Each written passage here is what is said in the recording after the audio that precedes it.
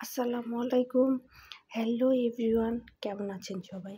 আশা করি ভালো আছেন। আলহামদুলিল্লাহ, আমিও ভালো আছি। আগের ভিডিওতে দেখেছেন আমি আমার শ্বশুর বাড়িতে এসেছি।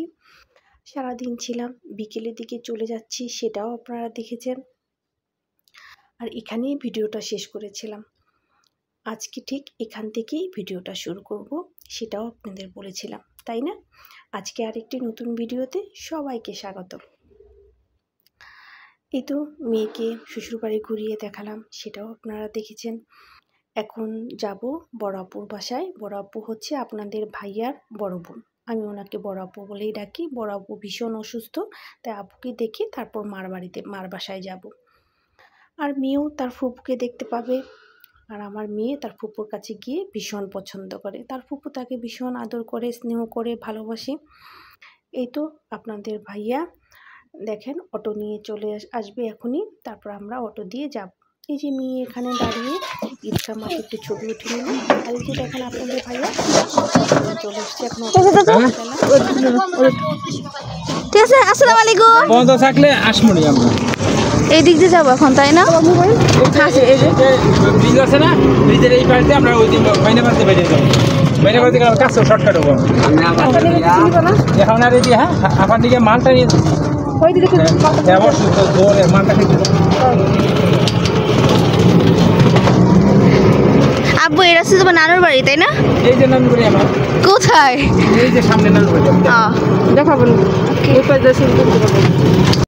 এই যে এই ঘরগুলো না আপুর মামাদের মামাদের? মামার নানুর বাড়ি। এই যে এখান থেকে সব বর্তমান আপুর নানুর বাড়ি সব মামাদের ভাইদের। এখন তো নানু নাই। হ্যাঁ, এইগুলো যে নানু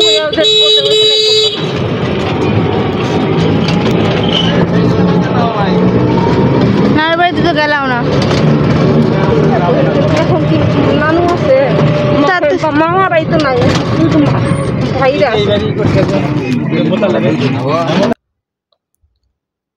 এই তো আমরা গ্রামের রাস্তা পার হয়ে একদম মেইন রোডে চলে আসছি।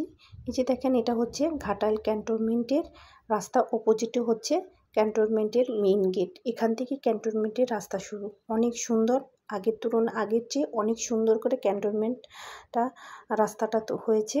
এই যে আপনাদের সাথে কথা বলতে বলতে একদম পোড়াবাড়ি মোড় পর্যন্ত চলেই। পোড়াবাড়ি হচ্ছে একটা জায়গার নাম, ওখানে ওই পর্যন্ত এসেছি। এখানে বাজার বসে, এখান থেকে আপুর জন্য কিছু ফল নিব।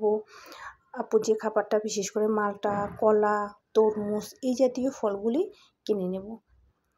এই তো ফল কিনে তারপরে এই সামনে একটু যেতেই আপুর বাসায় যাব।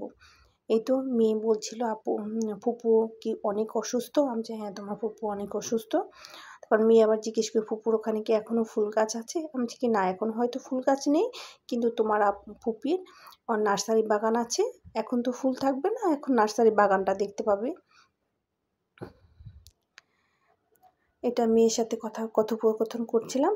বলতে বলতে প্রায় চলে আসছি আপুর বাড়ির কাছেই চলে আসছি। আপুর বাড়িটা অনেক বড়, আর অনেক বড় বিশাল গরুর ঘর আছে, নার্সারি বাগান আছে। এই তো আপনার সাথে কথা বলতে বলতে দেখেন আপুর বাসায় চলে আসছি। যে পাশ দিয়ে হচ্ছে লেবুর গাছ আছে, লেবুর বাগান আছে, আর এই বাম পাশ দিয়ে হচ্ছে নার্সারি বাগান।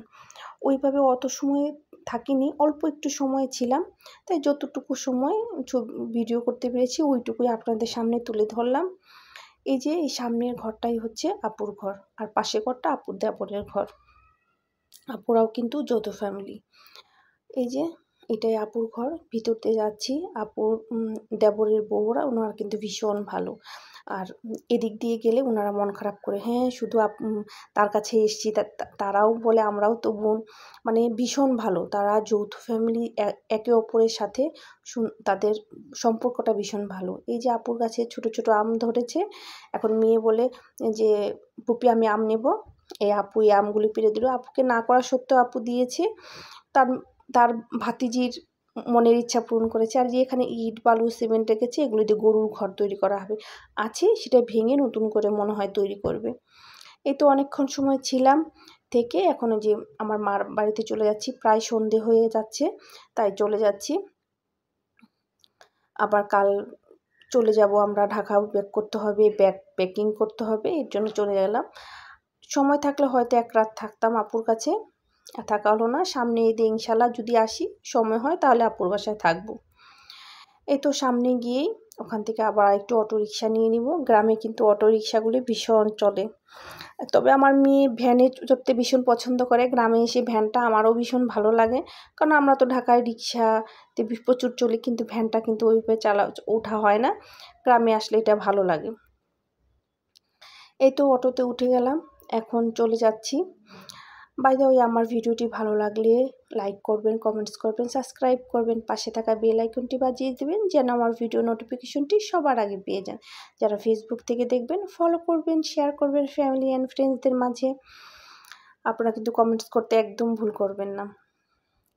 এই তো আর আমার গ্রামের ভিডিওগুলি কেমন লাগছে অবশ্যই কমেন্টস করে জানাবেন। আশা করি ভালো লাগবে, কারণ গ্রামের প্রকৃতি তো অন্যরকম, মন জুড়িয়ে যাওয়ার মতো। এই যে দেখেন আমরা গাড়িতে যাচ্ছি, প্রচণ্ড গরম, তারপরেও বাতাস যেন শরীরের ক্লান্তিটা দূর করে দিচ্ছে। গ্রামে আপনি যত দূর যাবেন প্রকৃতি আর প্রকৃতি। এই যে দেখেন সন্ধ্যা হয়ে আসছে, এখন কিন্তু অন্যরকম একটা প্রকৃতির রূপ, মানে গ্রামের প্রকৃতির রূপ যেন অন্যরকম। আপনি মুহূর্তে মুহূর্তে সেই প্রকৃতির দৃশ্যগুলো, প্রকৃতির মানে অরণ্যের চেহারা বলে না, সৌন্দর্য বলে, সৌন্দর্যের যেন রূপ চেঞ্জ হয়। এটা দেখতেও ভালো লাগে, তাই না? মাঠ ঘাট, এই যে দেখেন গ্রামে কিন্তু এখন অনেক পার্ক হয়েছে, পার্কগুলি দেখার মতো। একটা পার্কে গিয়েছিলাম, সেখানে কিছু ভিডিও করেছি, সেটা ইনশাল্লাহ কামিং সুন আসবে, আপনারা সেই ভিডিওটা পাবেন ইনশাল্লাহ।